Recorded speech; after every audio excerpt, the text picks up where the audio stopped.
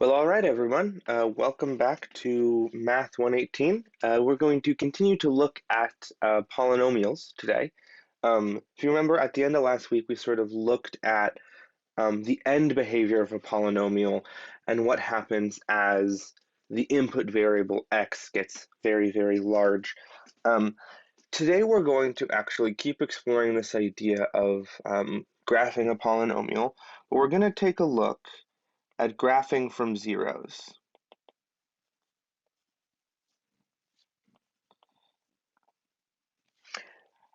And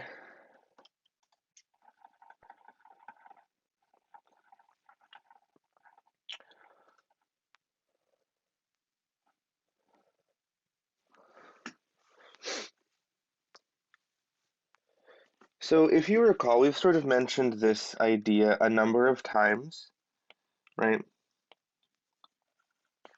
So we say x equals c is a zero of some polynomial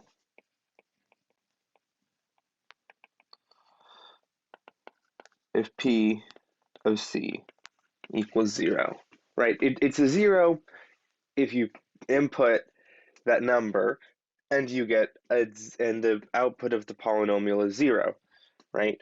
And we want to have a sort of little piece of classification of these zeros, right? And that's where this little bit of classification is going to help us, okay? So let's say if p is a polynomial,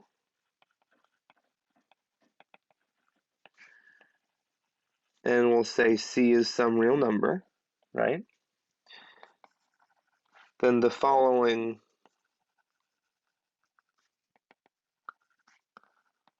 are equivalent. So the first equivalence is that c is a zero of p, right? Number two, so that x equals c is a solution to p of x equals zero. Three, this is one of the bigger ones. X minus c is a factor of p. And for x equals c is an x-intercept of the graph of, we'll say, y equals p of x. So when this says that the following are equivalent, right, what it means is that if one of these is true, right, if we have one of these as a true statement, then we automatically get the other three, right? If we have, 3, 1, 2, and 4 become true, and so on. We're not necessarily going to prove this, but we will use it quite substantially as we sort of, look for zeros in various polynomials because they end up, based on number 4, to being the key to graph these functions, okay? Let's do one quick example. It's a bad E. Let's say, what are the zeros? We'll pick an easy or a relatively easy polynomial compared to other ones out there. Let's just pick a quadratic, right? X squared minus 7x plus 12. Well, we know we can factor this, right, into, looks like it's going to be x minus 4 and x minus 3, right? But what did we say right here? We said that if x minus c is a factor of p, then c is a zero of p, right? So then my zeros are going to be 3 and 4. Let me introduce you guys to a theorem. So this particular theorem is called the intermediate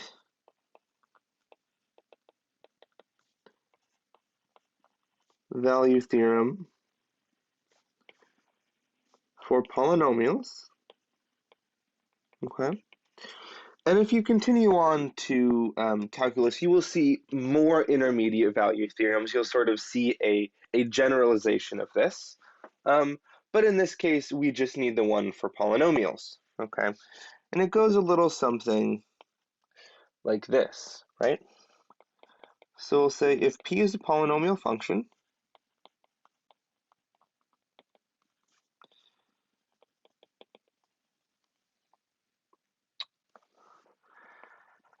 and we'll say p of a and p of b, say have opposite signs, okay? Then there is at least one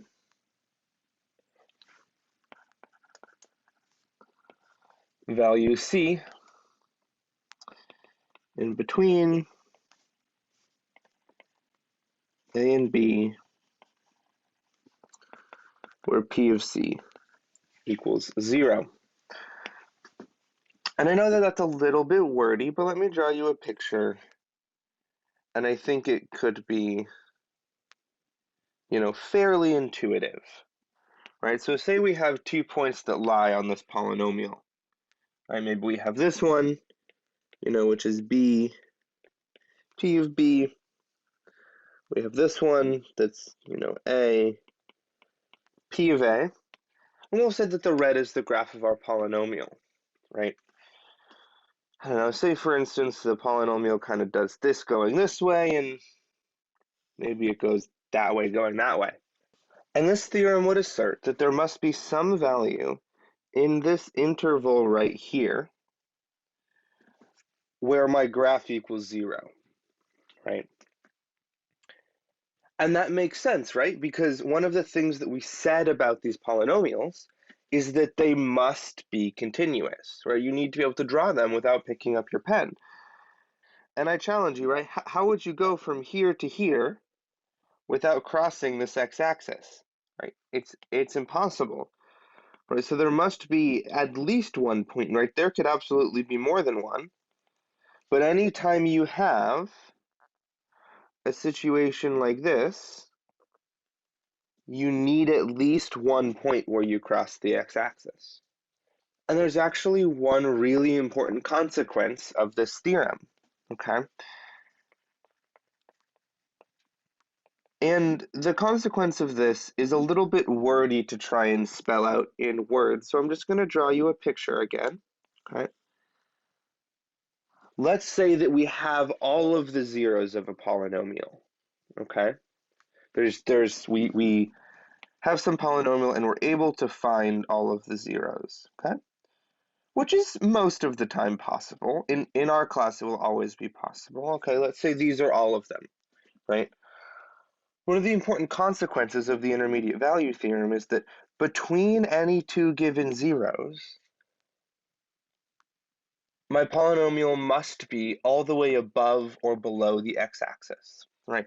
It needs to be, say, like this. It can't do something where it's, say, above the x-axis here, and I don't know, below the x-axis here, right? Because if it were to do this, well, now we have a negative value and a positive value, and our intermediate value theorem tells us that we need a 0 between there.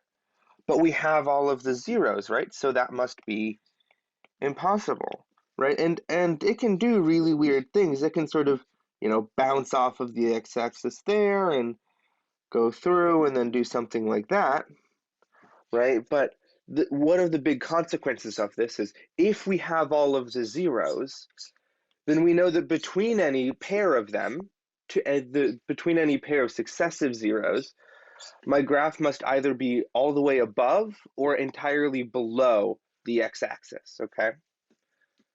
So with that, right, let's do an example. Let's say we have p of x is, say, x plus 2 x minus 1, and x minus 3, right?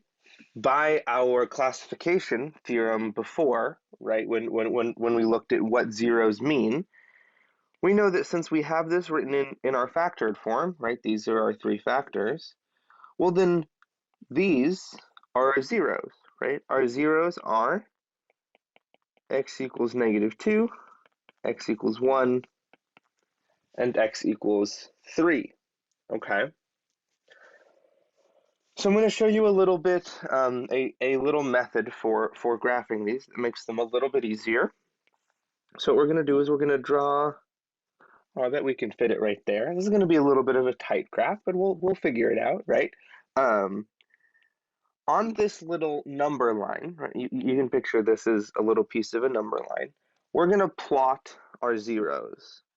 And they don't need to be plotted to scale. We just need to have all of our zeros on it, right? And since we know these are all the zeros, right, whether it's above or below the x-axis, it's going to be like the same way in each of these regions, right?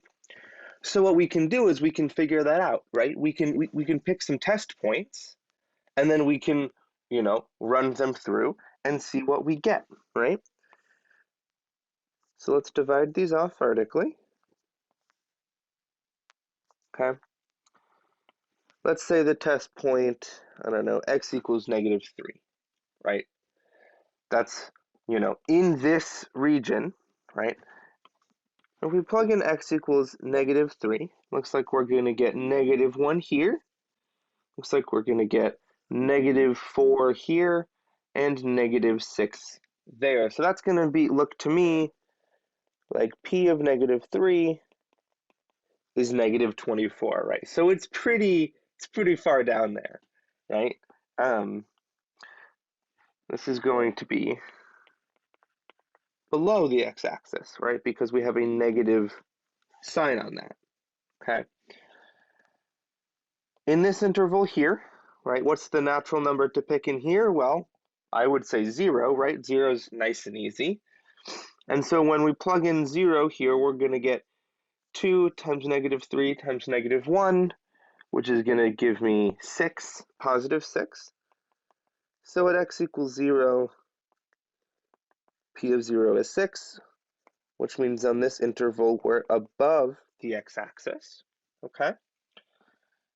In this interval, I want to pick a whole number, right? So I might as well pick 2. Let's say x equals 2. And what's p of 2? Well, it looks like we're going to have 4 times 1 times -1.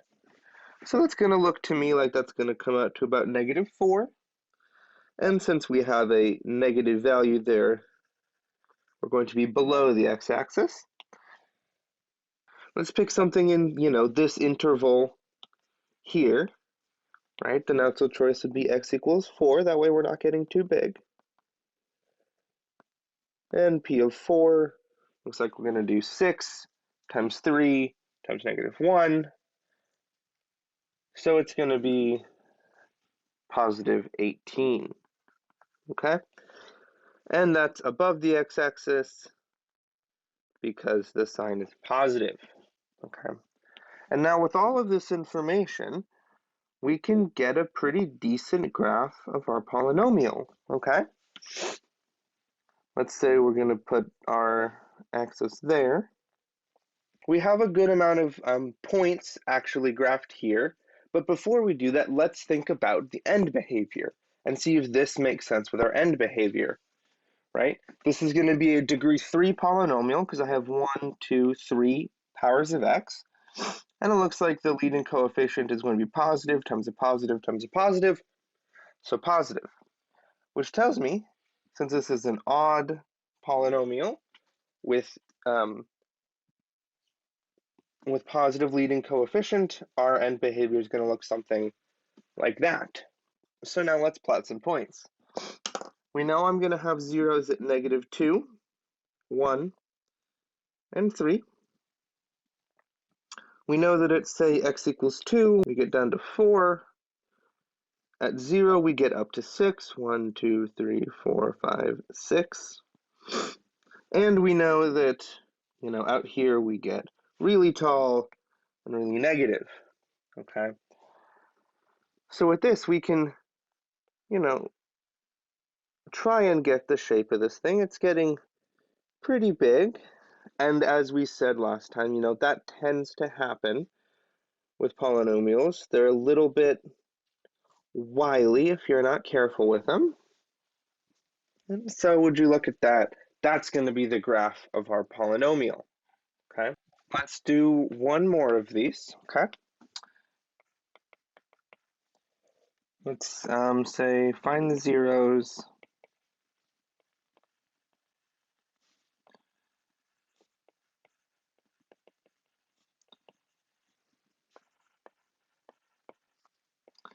And sketch the graph of, we'll say p of x is minus 2x to the fourth minus x cubed plus 3x squared. So the first thing that we want to do here, right, is we're going to want to try and factor this guy, right? And while this is a fourth degree polynomial, it does factor a little bit easier than you would think. If I pull a negative x squared out of this, we're going to get 2x squared. It's like plus x, just plus x, minus 3, okay? And then that quadratic actually factors into, say, 2x plus 3 and x minus 1. So from this, we can directly read off our zeros, right? We can say that my zeros are, looks like it's going to be x equals 0, negative 3 halves, and 1, okay? And we want to go through this same process that we did before, right? We'll draw out our little number line. And we'll put our zeros on it, right? We might have negative 3 halves here, 0 here, and 1 here. Right, so we need to pick points in each of these intervals. Over here, let's pick x equals negative 2, okay? When you feed x equals negative 2 into this, I'm going to say that p of negative 2 is around negative 12, okay? You can feel free to verify those for me. In this interval, let's try negative 1, right? It's a nice whole number. P of negative 1 looks like it's going to be negative 1 times 1 times negative 2, or for a total value of positive 2.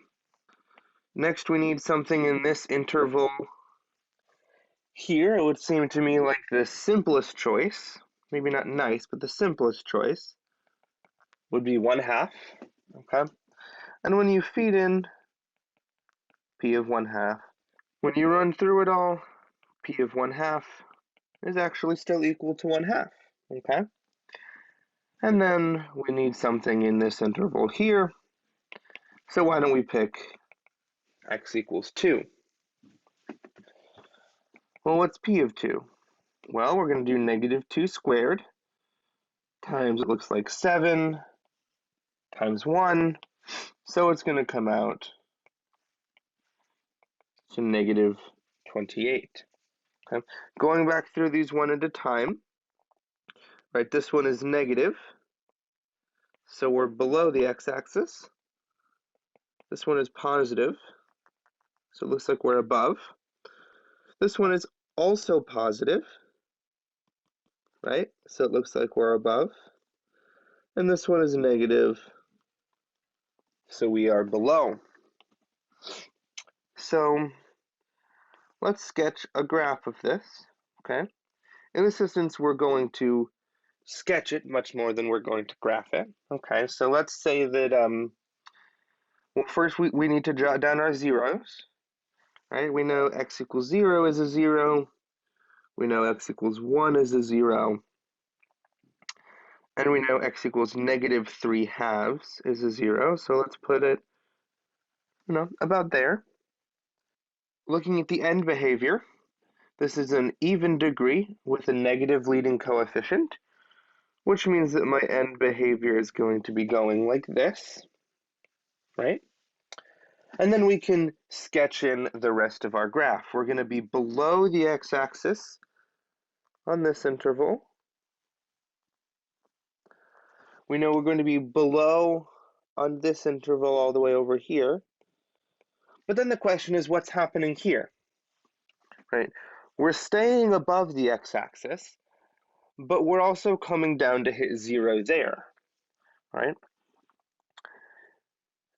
And what happens is we do something like this. We go up, we come down, we bounce off the x-axis a little something like that, okay?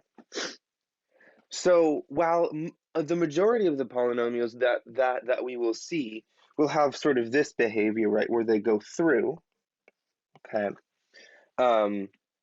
Not all of them do. Sometimes they'll bounce like this. And this is a thing that we want to leverage and study, right? What I want to do, right, is let's zoom into these, right? If we zoom in like this, yes, we know that this is the graph of a polynomial, but it almost looks like that line, right? Similarly, this guy almost looks like a little line. This 0 also looks sort of like a little line, right? If we zoom in near that 0, it basically looks like that, right? Similarly, let's say we zoom in on this. Well, if we zoom in enough, this to me looks like a parabola, right? So this is a thing that if you were to take calculus, you can actually show rigorously, right? And we're going to exploit when we explore a little something called the multiplicity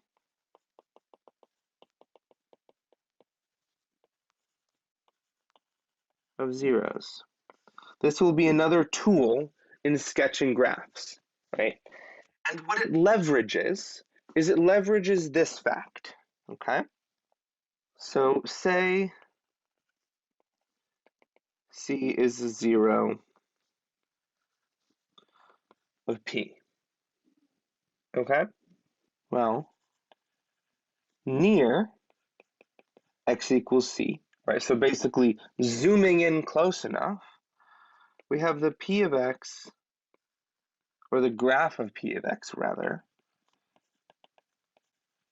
looks like y, looks like the graph y equals a times x minus c to the m, okay? And that m is our little word for multiplicity. And where that comes in is in the factored form of our expressions, right? M gets us the multiplicity of a given 0, okay? And m is always going to be greater than 0, and there's a number of cases, right? Let's say m equals 1. Well then, what's p of x going to look like near x equals c? Well, it's going to look like a times x minus c to the 1, which is just going to be some line, right? Say m is greater than 1, and it's even, right? That means that near x equals c, our graph is going to look, well, it's going to look a little bit something like this, right? Because x minus c to the m gives us a shifted version of a fourth degree polynomial, right? Alternatively, right, a could be negative, right? So we could also have something like this. I guess I'll just kind of sneak this one in right here. Right? We could have something like that, right? Where near it, it almost looks like we're doing a, you know, a purely even degree polynomial. But this makes sense, right? If we go back here, right, we have an x squared right here, right? And so near it, it looks like the graph of x squared. It's changed a little bit, right? But it does more or less resemble y equals x squared, right? Similarly, these, if we zoom in, more or less resemble lines. There's one other situation, right? If m is greater than 0, or m is greater than 1, and odd, right? Well, a very similar story is actually still told, right? We have two possibilities. So let me struggle with the app here and get a second set of axes, right? We know these are going to look like odd functions, so they're going to do a little bit something like that, or possibly like that, right? Where the point where it hits 0 is C, right? It could do one or the other of those.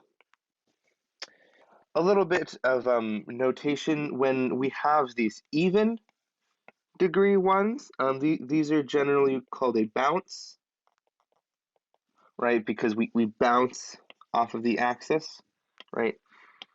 And these odd degree ones are called a slide, right? Because it doesn't just go through the axis, it kind of slides through, right? It's a little bit suave, okay? So using this, right, let's purely using the behaviors of the zeros, right? Let's sketch a graph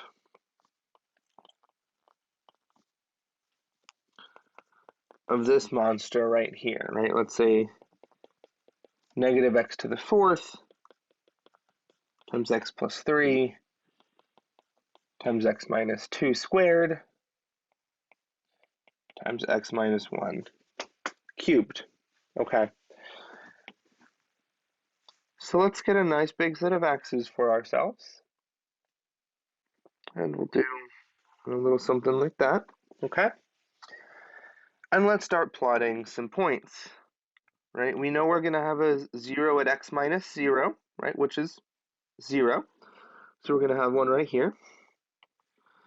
This term tells us we're going to have one at negative 3. So let's count 1, 2, 3, because we want to get a little bit more detail. So we'll have that is, I don't know, negative 3. Right? We know there's going to be one there. We know there's going to be one at positive 1, which is going to be here, and positive 2, which is going to be there. Okay.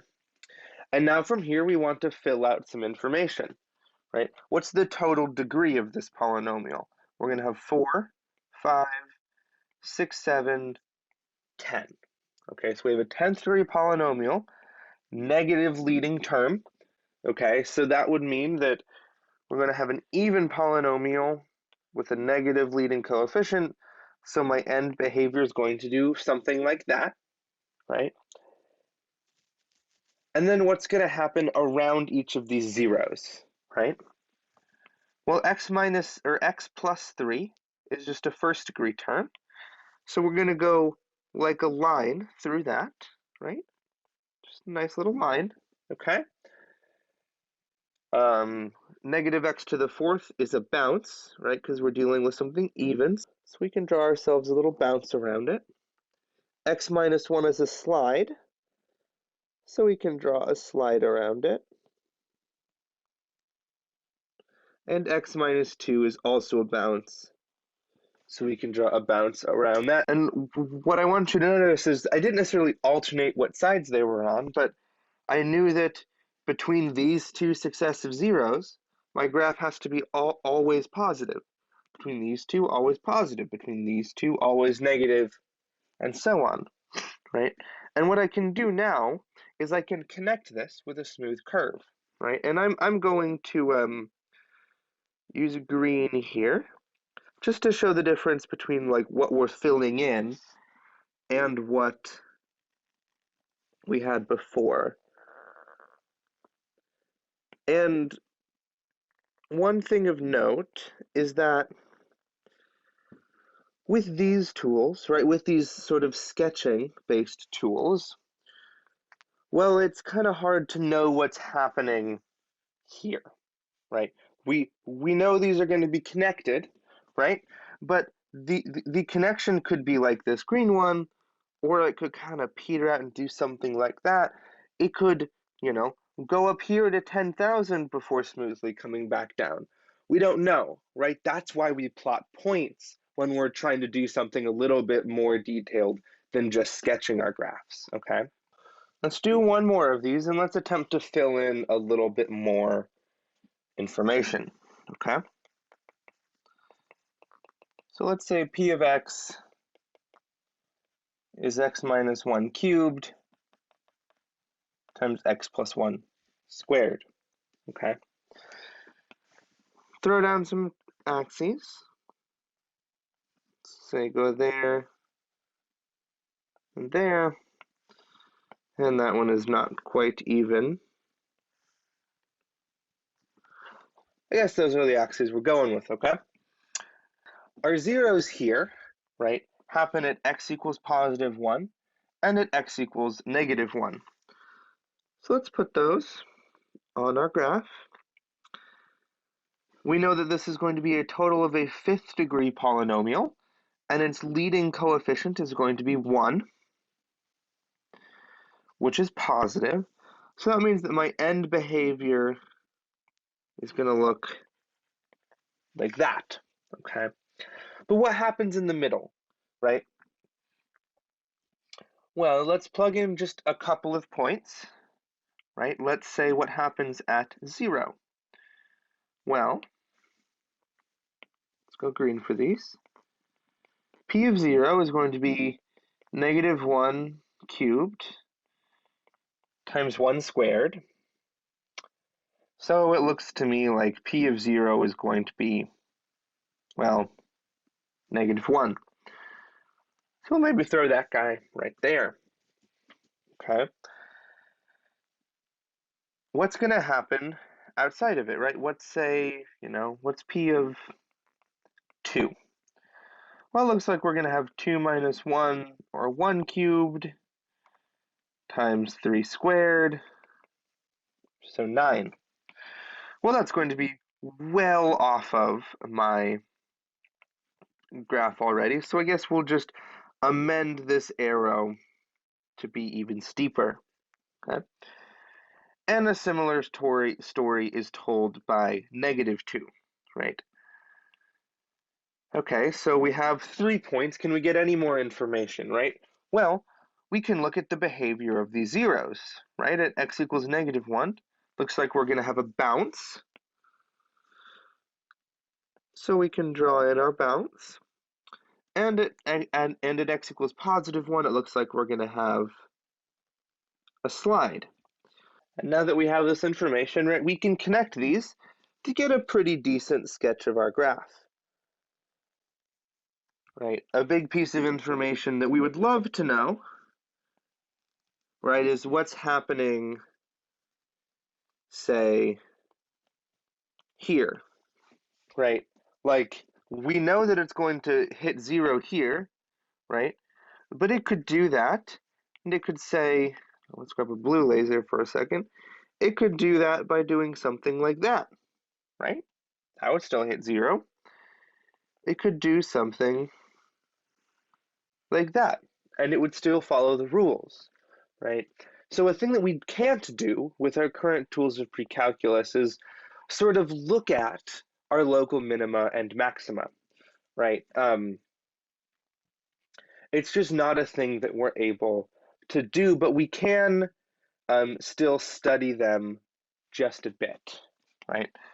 So I know we looked at this some bit ago, but let's take another look at local minima and maxima, okay? So as we said, these are rather important, right? We described it as a, if you have some graph and you have some function,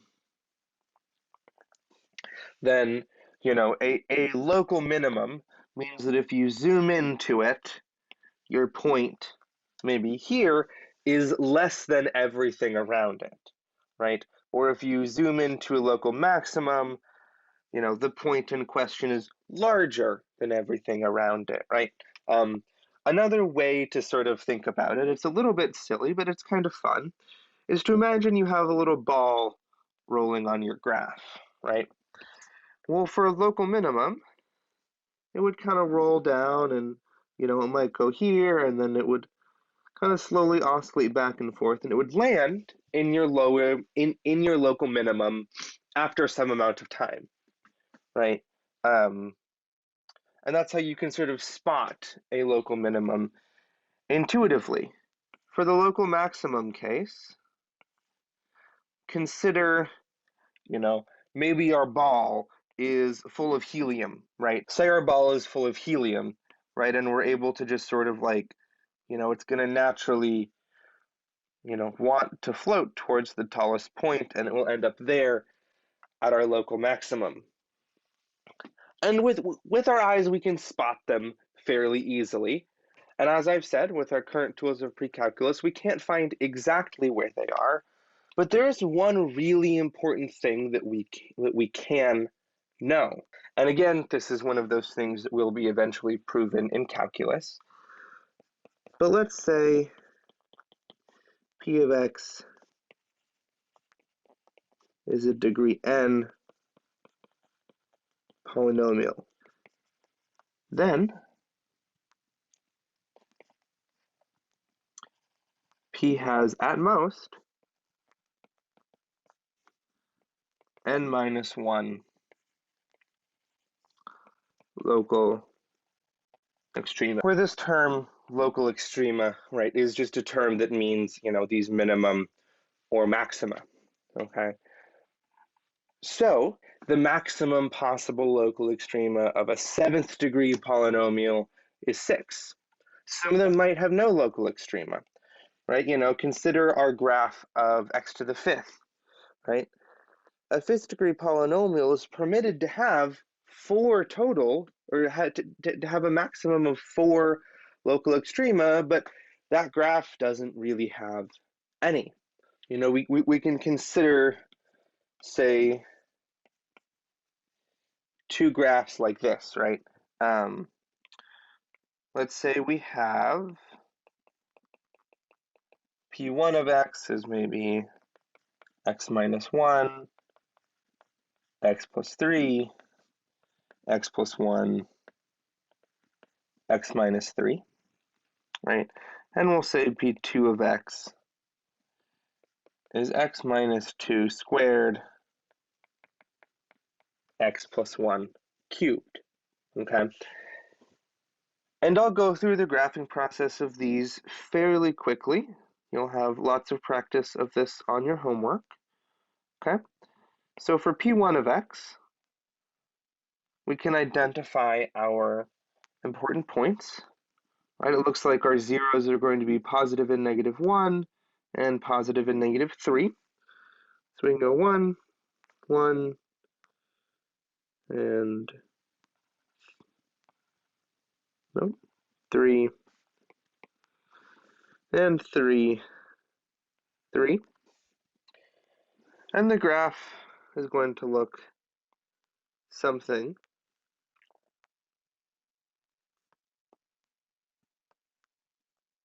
like that, right? And since this is a 4th degree polynomial, it would be permitted a total of, 3 at most local extrema. I see 1, 2, 3. Okay. Similarly with our other graph, these axes are much too large for it, but that's okay. We can space it out a bit, right? Looks like we're going to have x minus 2, which tells me that positive 2 is going to be one of our zeros. My other zero is going to be negative 1. Looks like we're going to have a slide through this one. Maybe our graph does something like this. Then it's going to turn around at some point because we have a bounce off of there. So we're going to do something like that, and then like that, right? This polynomial is permitted to have at most 4 local extrema, right? Because it's a 5th degree polynomial. So it could have at most 4. Looking to me like we're going to have 1 there and 1 there, okay? So this one only has 2, 1 minimum and 1 maximum. This one has 2 minimums and 1 maximum. But this little tool, right, about the number of local extrema that a polynomial can have, ends up actually being a lot more useful than one would think.